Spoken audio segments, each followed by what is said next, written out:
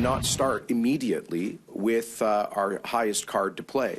I've always said that using this legislation would be the final and not the first step. Jason Kenney promised to fight for Albertans and to fight to get the real value of our natural resources and our oil, and his opponents ready to do battle. On day one of his term, the Premier proclaiming the so-called Turn Off the Taps bill has been enacted into law, which could restrict oil and gas to other provinces. BC's John Horgan and his government already filing the paperwork for an injunction.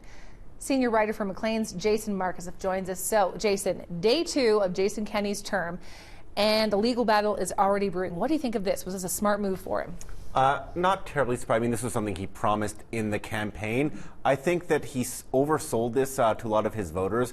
I think he made a lot of people think that he would turn off the taps right away, that what he was doing is actually turning off the taps. No, he was making a procedural move. And what BC government is doing is they actually had filed an injunction against this act when it came out last year, but they were told that they couldn't actually try to block it until it was actually in force. Now it'll play out in courts, but meanwhile this threat is still dangling over the heads of BC drivers, and BC drivers are already facing $1.70 oil for reasons completely unrelated to this. So this is so right now Kenney does have some chips on the table he can play.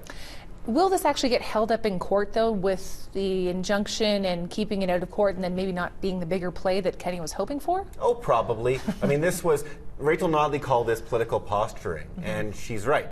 This was very much political posturing when she brought this bill forward through the last legislature and they passed it, and it's just as much, if not a bit more, political posturing now. This is how threats work.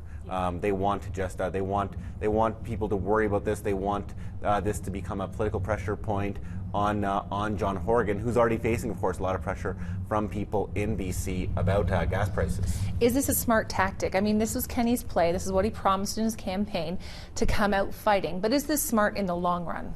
The timing, because of the BC high gas prices, makes this a bit of a smarter tactic than it might have been otherwise. Were it not like this, you might have seen John Horgan, the BC Premier, going guns blazing, attacking Kenney. I mean, there was less impetus for him to attack a fellow NDPer. Most left-wing Premier attacking one of the most right-wing Premiers in the country seems like kind of fun, actually. But because there's already such anxiety over the cost of gas in BC, John Horgan can't do too much on this. So in that way, Kenney is playing this smart, at least with his timing. All right, so we're seeing the Jason Kenney we thought that we would see. It's interesting. Absolutely. Thanks so much, Jason Marcus from Maclean's.